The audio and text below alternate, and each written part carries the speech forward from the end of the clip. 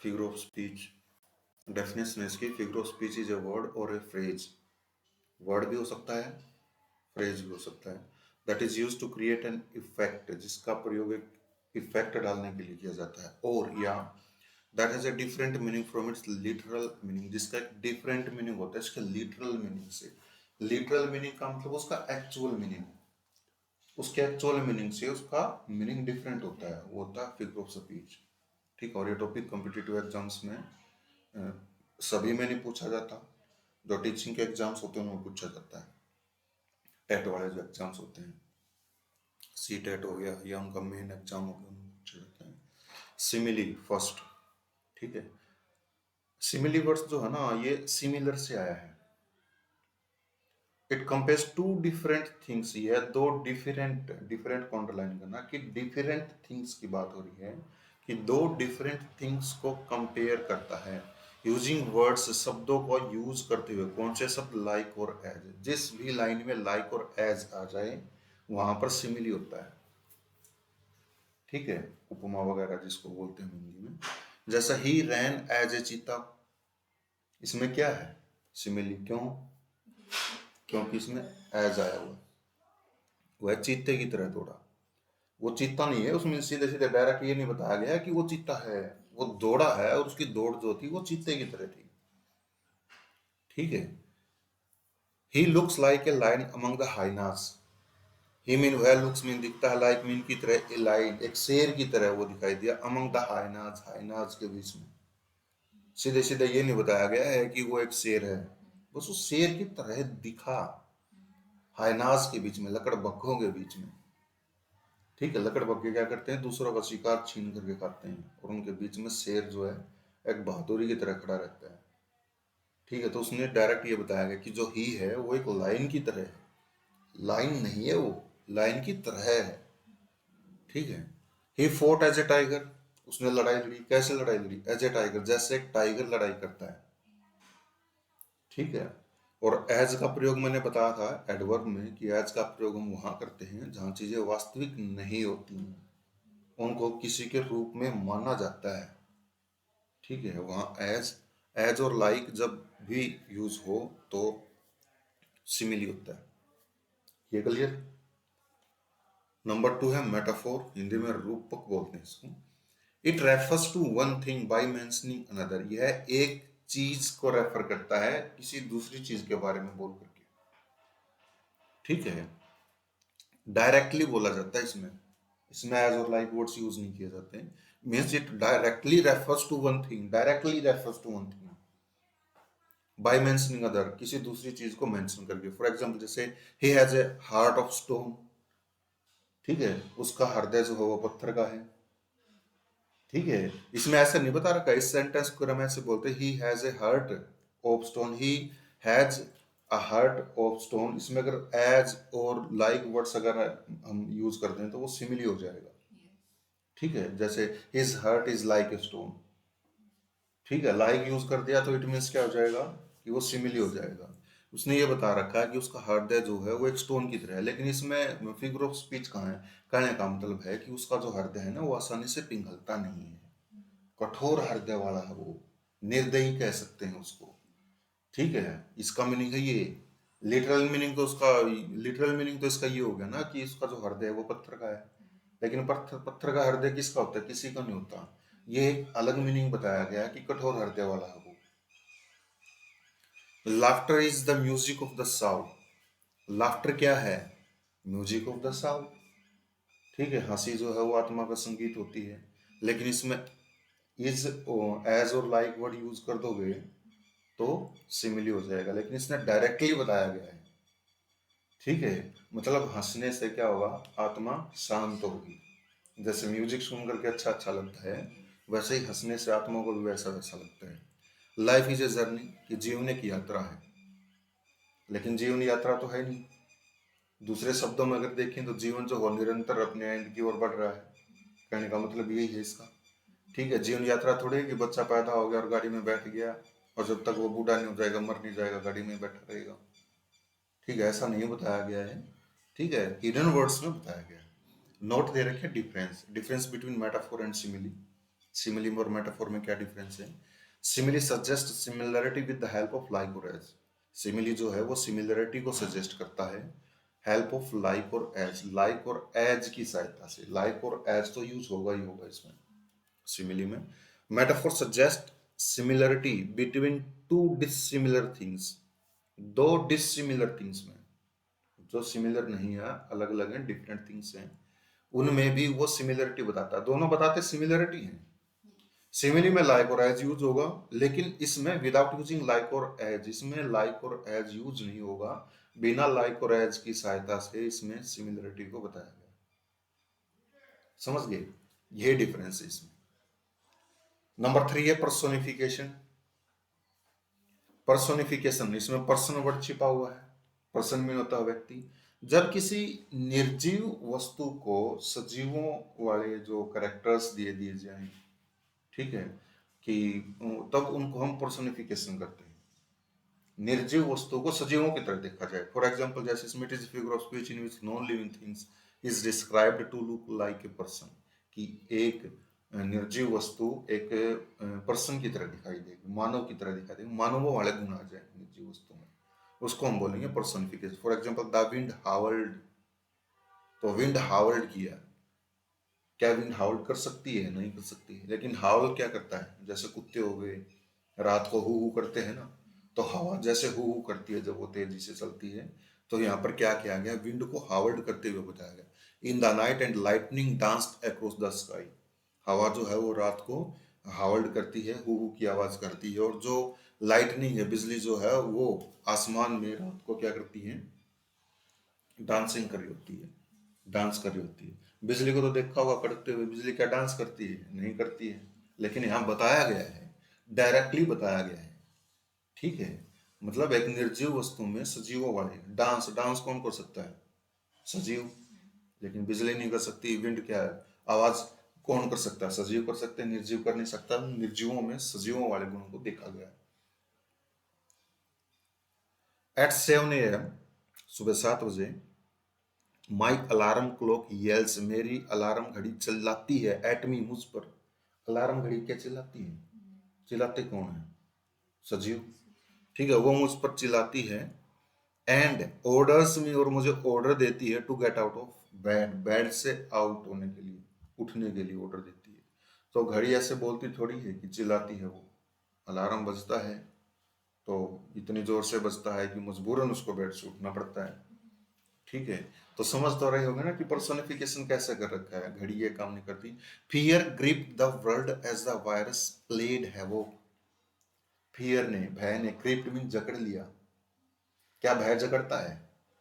भय ने जकड़ लिया है मुट्ठी में, ठीक है, जोर से पकड़ लिया। द वर्ल्ड, संसार को, as the virus played havoc, जैसे वायरस ने, हैवोक मतलब विनाश की, विनाश फैला दिया था वायरस ने चारों तरफ, ठीक है। तो क्या है ये? फियर ग्रिप्ड, फियर ने अपनी जकड़ में ले लिया, ठीक है। Fear is not a living thing, ठीक है, ये नॉन लिविंग थिंग है, तो इसलिए इसमें बोला गया है। तो पर्सोनिफिकेशन किया गया है। लव इज ब्लाइंड, प्यार अंधा होता है। इसको अच्छे से समझते होगे कि अंधा, उसकी क्या आंखें होती हैं? आंखें नहीं होती उसकी, ठीक है। लेकिन मतलब आदमी जब प्यार में होता है ना, वो अंधा हो जाता है, उसको कुछ दिखाई नहीं देता, इसलिए बोला गया इस वर्ड्स को, इस लाइन को। ये पर्सनिफिकेशन है। Experience is the best teacher, ठीक है। अनुभव सबसे अच्छा अध्यापक है। फॉर एग्जाम्पल, मान लो आपको 15-20 साल हो गई है काम करते हुए। 15-20 सालों में आपको क्या लगता है, मतलब किस चीज ने आपको अच्छे से सिखाया होगा? किसका बढ़िया रोल है? तो आप सोच करके बोलोगे कि टाइम ने सिखाया मुझे, समय ने बहुत कुछ सिखाया, समय बहुत कुछ सिखा देता है। तो एक्सपीरियंस, समय का मतलब यहाँ पर एक्सपीरियंस है। कितने सालों में मैंने अपने अनुभव से ये सीखा है, उस अनुभव ने मुझे सिखाया है। तो experience is the best teacher. Experience teacher नहीं होता, लेकिन उसको बोला गया है, ठीक है, उसको लिविंग बनाया गया है। अलाई हैज नो लैग, झूठ के पांव नहीं होते, झूठ के पैर नहीं होते।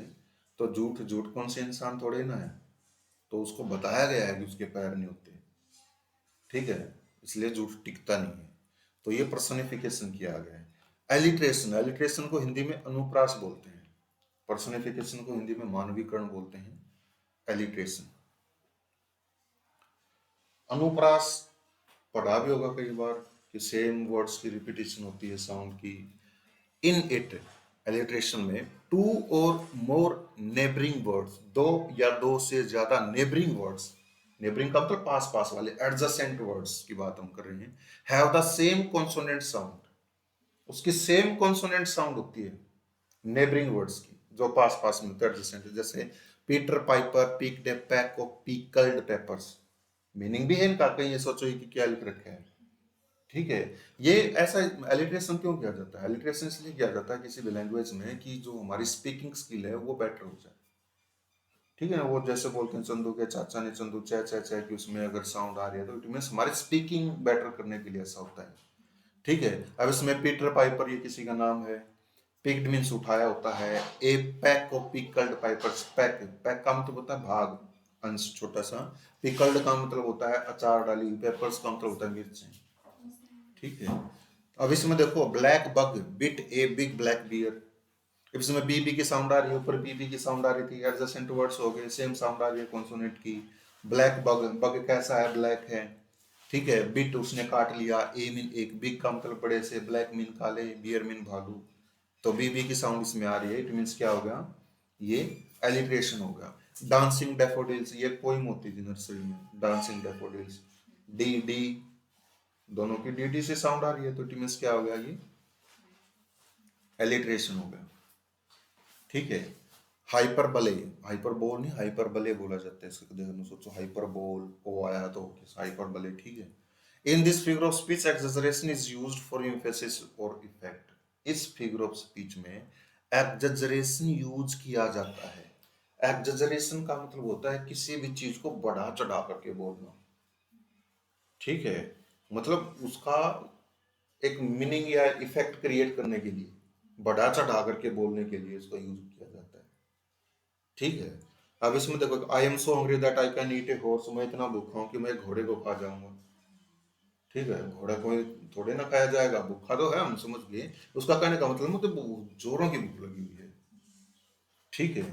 मैं इतना प्यासा हूं कि मैं कुएं को पी जाऊंगा, कुआ थोड़ा ना पिया जाएगा। बस कहने का मतलब ये कि प्यास ही उसको इतनी ज्यादा लगी हुई है, और उस प्यास का इफेक्ट क्रिएट करने के लिए ऐसे वर्ड्स यूज किए जा रहे हैं, उसको हम हाइपरबोले बोलते हैं। Pin drop silence. ठीक है। पिन ड्रॉप साइलेंस, ऐसी साइलेंस जिसमें अगर पिन भी गिरे तो सुनाई दे। ठीक है। तो ये हाइपरबोले है कि साइलेंस इतनी होनी चाहिए, लेकिन इतनी साइलेंस होगी नहीं।